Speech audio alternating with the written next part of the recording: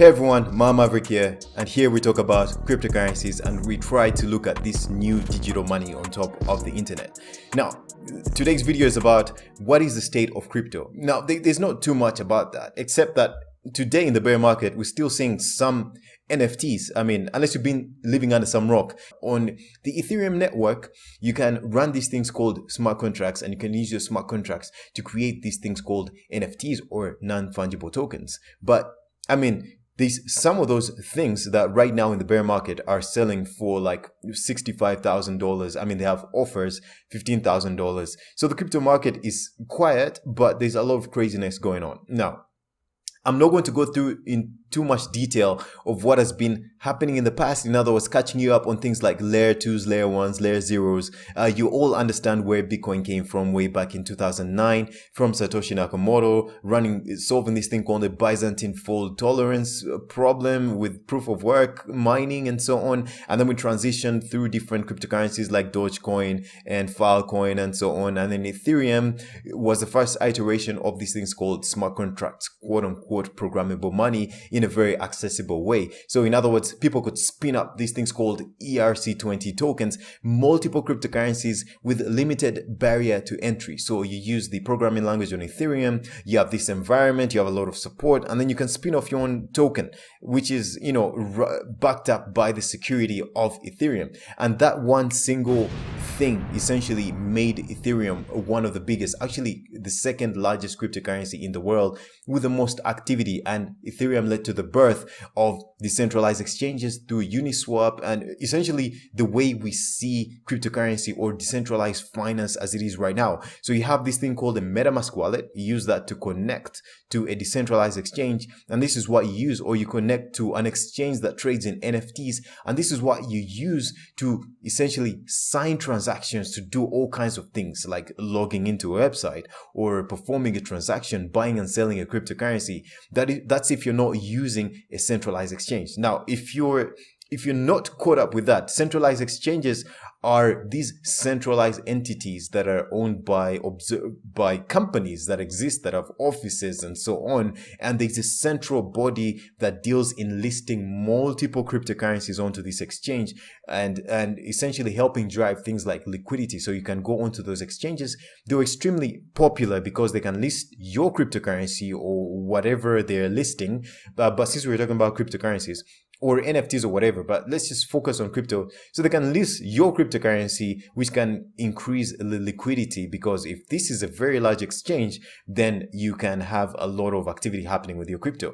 Now, these exchanges, these centralized, decentralized ones, centralized exchanges are from way back. For example, there was an exchange called Mt. Gox or MT Gox that got hacked. It was at some point at its peak, it was controlling like 95% of the Bitcoin trading volume, which was pretty wild, man. But then it was hacked, and to today, the users have not yet recovered their crypto.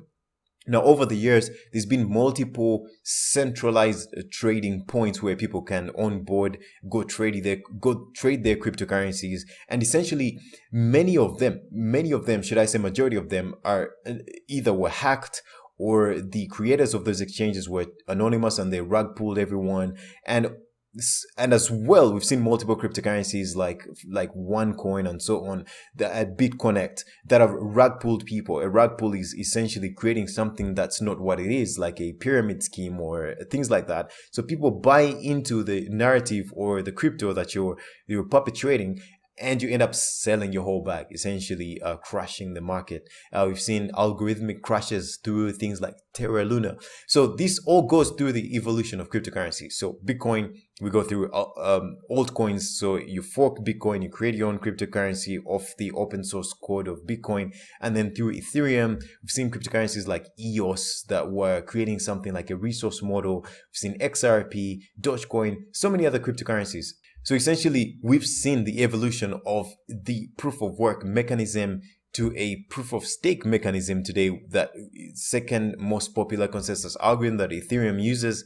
And then we have tokens like the Cosmos Atom, which really started, or which was the major experimentation around the staking model. So you have these entities called validators or individuals. You give them your tokens and they hold your tokens. I mean, they don't hold your tokens for you, but they help you ensure the network security by they validate the network security by using your tokens voting power. So you control your tokens, but you can delegate your tokens to a validator, and the more tokens a validator is delegated to, the more voting power they have. So this goes into things like governance. If there's a voting proposal put out there, you can use all these tokens to vote, but even the people that delegated their tokens to you can still vote. So the crypto space has seen an evolution that's absolutely wild, that's wrapped into speculation, that's wrapped into people that are in here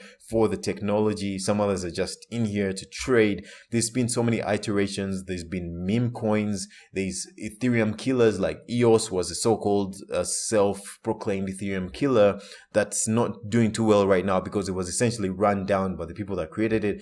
We have some of the new ones like Avalanche and Solana that tend to be what we call monolithic blockchains, because they want to also grab a chunk of this market by essentially trying to create more scale for their blockchain, because we also understand that blockchains have a trilemma of security, scalability, and decentralization. And a blockchain that has those three is not yet here.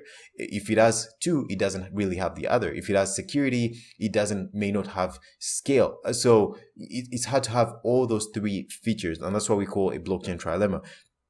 And there's no known blockchain that has done that today. If there's any that claims to have done that, then probably hasn't yet been tested properly to see if it can scale or if it has the necessary security. Now, as all this is happening, we've also seen the birth of things like NFTs, non-fungible tokens, so art. These NFTs right now in the bear market that are still trading for $65,000, $45,000. People are still trading these things, and the main medium of trade of some of these most expensive NFTs is actually in the blockchain called Ethereum.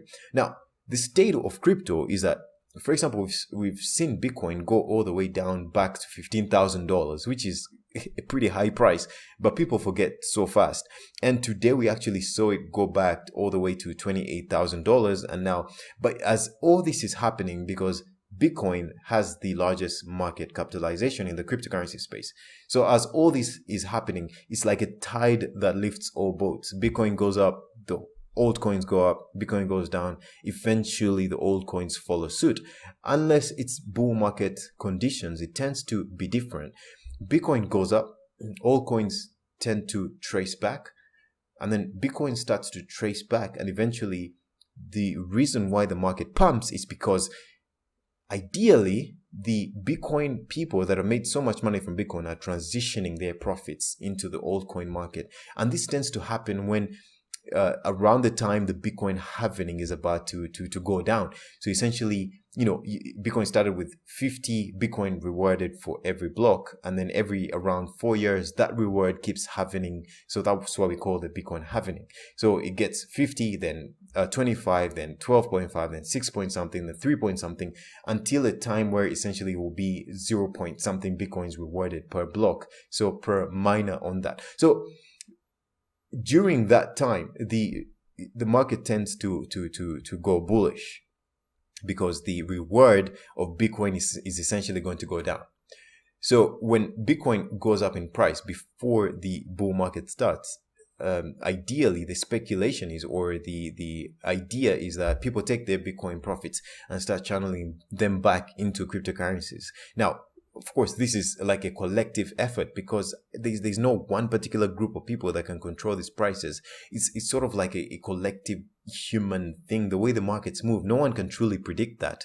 If there was one person, they'd be the richest people in the world. So that tends to sort of lift all tides. If that happens, the market starts to recognize, pick and choose certain cryptocurrencies that seem to be revolutionary. Oh, this Solana token, or this Avalanche token, or the Cosmos Atom token. Now, all these come fronting themselves with different sort of applications that are going to take the world by storm, that have ideally staying power. For example, some may come under the AI narrative. Some may come under the fact that they're going to essentially capture the NFT space. Some may come as Ethereum killers because they're going to bring decentralization, scale, and they're going to bring all the good things that we're looking for in the cryptocurrency space.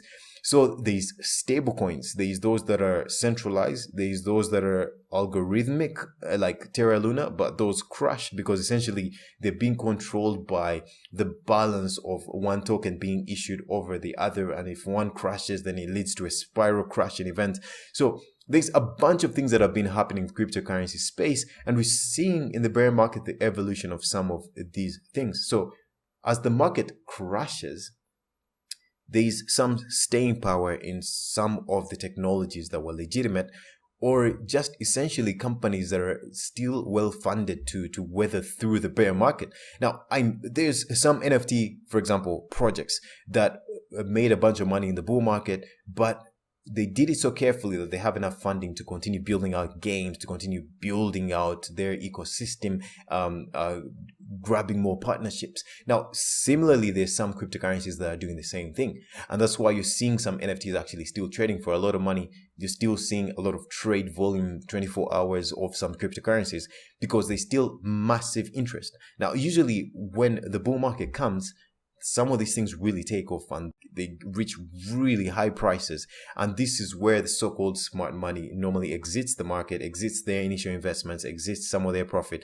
and leaves some money in there to play around in the market. And this is where the so-called dumb money gets in. So the people that look at the crypto market bouncing back and they want to essentially get back into there to try and grab some of these profits. So I mean, it's been proven from way back in 2009. There's been these waves of the digital currency space, but it's important to note that it has been waving in this way. So there've been ups that shock the world that, oh wow, I can't believe this thing has gone up 100x, and this same thing goes down by 99%. Some just continue going down to zero to completely wither away. But generally, just like things like the S&P 500 for the stock market that keep fluctuating in this way, the crypto market also keeps fluctuating upwards because for various reasons. Maybe some people think this is it is the financial layer on top of the internet. So you want to pick and choose certain aspects or narratives or trends that you want to back up with to back your money on, essentially. So some people come in at a time when the markets are hot. Some people come in when the markets are cold, like right now, to try and speculate. And then there are others that really believe in certain projects and their narrative. So, for example, way back in 2017, when Ethereum essentially allowed people to create these ERC20 tokens, spinning up your blockchain in a really short time, we saw things like the Binance coin get launched as an ERC20 token, so off Ethereum at 10 cents. The previous bull market, the Binance coin was all the way to up to $600, and to date, it's actually $200 per Binance coin. So there's been tremendous amount of cryptocurrencies that have done so well. Old ones, new ones. I mean, Dogecoin, even if it was perpetrated by Elon Musk, even if it was, should I say, hyped up by Elon Musk, it still managed to reach a price that no one could predict, like 70 cents. And if you trace back the cryptocurrencies that are in the top 10, some that have been here for a very long time, you realize that there's been a tremendous amount of profits. So made essentially off the increment in price of these cryptocurrencies from nearly pennies to the dollar to cents to the dollar, or they cost dollars today, tens of dollars, some hundreds of dollars. But when you see the trajectory from where they started, it's absolutely insane. So what is the state of crypto? It's highly speculative, but at the same time, these the people that we call hodlers that really believe in ecosystems, that are investing their money or taking their profits and investing them in projects that they think will do well. So these are more like long-term holders of digital currencies, and they expect this market to infiltrate the future of finance on top of the internet, the future of quantification or quantifying value, the way people communicate value across the internet. This is going to be it, because the barrier to entry is very small.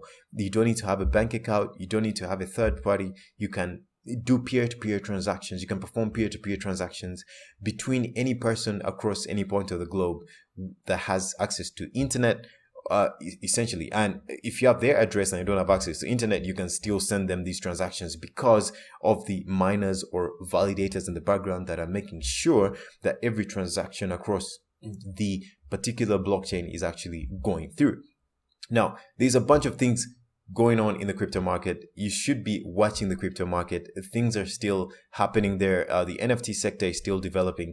The decentralized finance space is still developing with exchanges like YDX that are completely decentralized their order books. Now, the order books are being controlled by the decentralized nodes or the validators. Now, those are some of the innovation we've seen. Now, they're building on top of some consensus mechanisms like Tendermint, or rather not Tendermint, but they're building on the Cosmos software development kit.